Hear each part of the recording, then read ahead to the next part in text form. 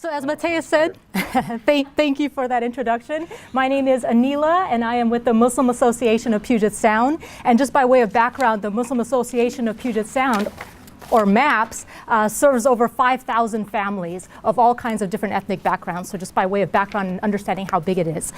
In terms of the effects that we're seeing in the Muslim community, we are seeing a lot of fear and anxiety, as you can imagine, in light of what is happening, particularly at the time of the executive orders and the travel ban for those from Muslim majority countries. And there's a lot of questions as well.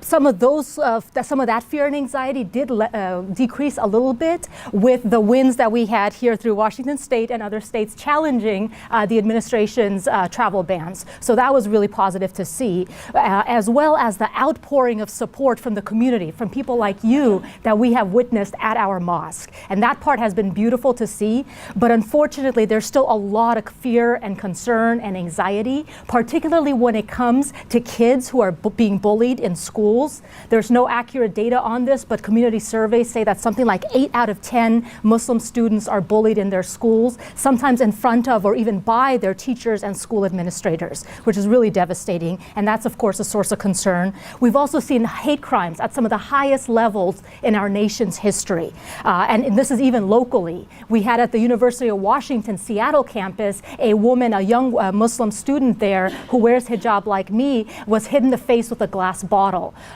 We saw that happen. She suffered a concussion. My own mosque, the Muslim Association of Puget Sound, had its sign vandalized twice in less than a month. We've had a three-time increase in anti-Muslim hate groups since the election, according to the Southern Poverty Law Center. So we certainly have that. But the important thing to recognize is that this Islamophobia that we are seeing, this anti-Muslim sentiment and violence and hate crimes and things like that we are seeing, preceded the Trump administration, and it goes well beyond him.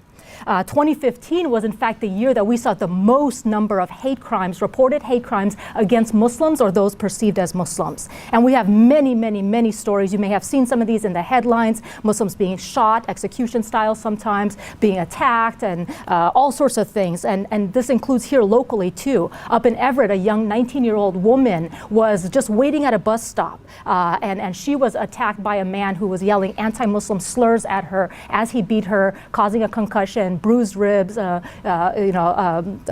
scraped cheek, and broken ribs, and bruised cheeks and things like that.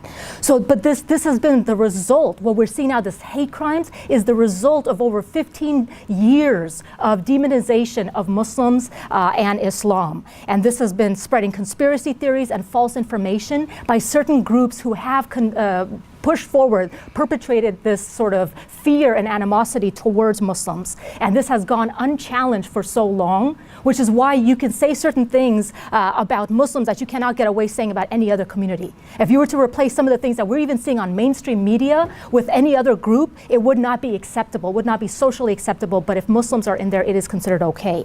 And in fact, over $200 million has been spent as part of this effort. And this is what was known as the Islamophobia Network. And I actually have this chart that shows the funding of America's Islamophobia Network, identifies sort of the people and the groups who are involved in that. And you guys can look at this later on. I'll leave this here. And I also have this, these are by the Council on American Islamic Relations. I also have this inner core of sort of who the people are, who the players are in the Islamophobia network. And some of these people, unfortunately, now are either in the administration or have access to the administration, which is really concerning, like Frank Gaffney, Sebastian Gorka, and others. So what is behind the travel bans and other things that are sort of targeting Muslims and immigrants and even refugees and others is Islamophobia, racism, xenophobia, and things like that. So that's why I focus my work, and we at MAPS focus our work on addressing those roots as opposed to just the symptoms, which are the hate crimes or the travel bans and things like that. And in terms of the roots, what are we doing at MAPS? Well, we're doing a lot of different things. First off, we're providing social services and assistance to those communities in need, immigrant and refugee communities, as well as others, through our social services arm, the Muslim Community Resource Center, MCRC. We're holding forums and workshops to address the questions and safety concerns of the community members, the wider community, like the safety forum that we did with the 6 police chiefs on the east side coming together at MAPS to talk specifically about how do you address hate crimes, how do you prevent them, how do you recognize them, what do you do if you're in a situation where you feel unsafe. And we did this with the Muslim Community and Neighborhood Association. We've been involved in hate crime forums with a number of other organizations and some upcoming ones as well, including with some of the people on this panel. We've been involved in immigration-related forum with the Council on American Islamic Relations to answer questions specifically related to the executive orders at the time that those came out. And CARE Washington has been very active in sort of having Know Your Rights workshop and information raising and things like that. And then we at MAPS launched a free legal clinic for the community in partnership with the neighborhood legal clinics through the King County Bar Association and the Middle Eastern Legal Association of Washington. Our next clinic is this Sunday at 2 p.m. But the biggest response that we have had at MAPS is the creation of AMEN, which is the group that I run, the American Muslim Empowerment Network. And this group is focused on things like coalition building sort of getting us to recognize that we are stronger together and united we can get through this and sort of fight all the sort of forms of injustice together. And as part of MAPS AMEN, we've joined the Washington Immigrant Solidarity Network, which is a network of a whole bunch of different organizations, including some here. We're working with numerous faith and community organizations like Indivisible, the Neighborhood Action Coalitions, and many others. We're meeting and working with politicians and law enforcement, judges, and others. We're educating about Islam and Muslims, because unfortunately, the majority of our fellow Americans do not personally know a Muslim, and they do not know much about Islam. So when you don't know somebody from a minority community, it's very easy for people to believe false information and conspiracy theories spread by some of these people and groups and individuals. We're also holding mosque visits to welcome people to our mosque, invite them, feed them, because food is always great to bring people together, and teach them about this. And we actually have one this Saturday. You're all invited and welcome to join us at 10:30 a.m. at MAPS. We have a number of workshops on combating Islamophobia that I'm doing to teach people about this network.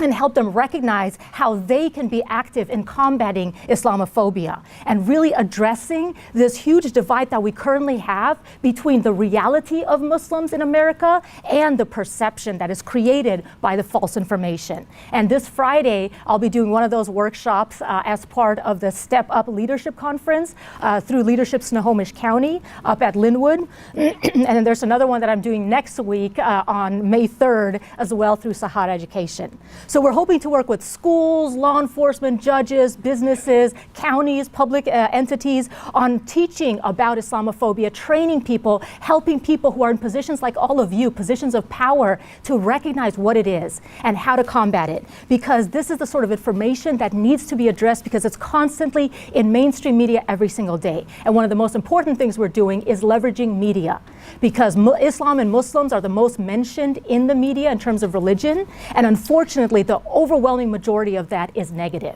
In fact, according to a study that was done over the course of 25 years, the New York Times, which is considered the most sort of a liberal media outlet, that even in the New York Times, Islam and Muslims were portrayed more negatively than cancer and cocaine. That's what we're talking about, just to put things in perspective. And there's a lot of false information that is presented as part of that. So what can you do? This, I think, is the most important thing. Sort of first off, if you're Muslim and you experience any kind of hate incident of any nature, or even if you're not sure, contact CARE, the Council on American Islamic Relations. Learn about the resources available. Get out and meet your neighbors. This is our time to be out there talking and getting to know each other and really connecting on sort of our shared American values. And for non-Muslims and everybody in this room, we ask you to educate yourself about Islam, meet Muslims, attend some of these events that I'm talking about, especially now with Ramadan coming up next month. There's so many opportunities to attend an interfaith iftar and get to know your neighbors, because this is so important. Once you have a human face connected to it, it's a lot harder to believe the dehumanization that is happening and the demonization that is occurring. Follow MAPS AMEN on Facebook.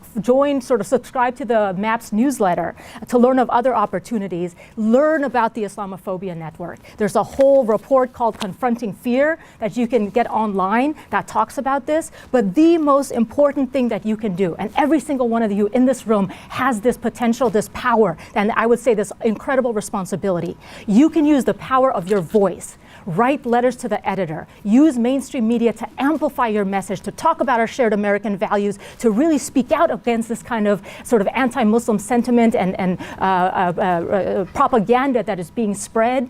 Use that, because a lot of our fellow Americans, again, do not personally know a Muslim, so we rely on our friends and allies, because they may not listen to me or somebody who looks like me, but they might listen to you or you. And you guys have this power. Not only mainstream media, you can send letters at nytimes.com, or you can use even your social networks, your platform that you guys have, to really speak out against Islamophobia, against xenophobia, against racism, stand with immigrants, stand with refugees, stand with American Muslims, and really help change the hearts and minds of our fellow Americans about this. And I actually have a full action sheet that lists all resources and different action that you can take. But the bottom line is, please don't be silent. This is our time, all of us, to be active, to be vocal, to speak out, use every opportunity to speak about the lives and contributions of the American Muslims, the immigrants, the refugees, to help humanize at a time when this demonization is happening. So please do take action, because at the end, as MLK said, it's not in the end, we will remember not the words of our enemies,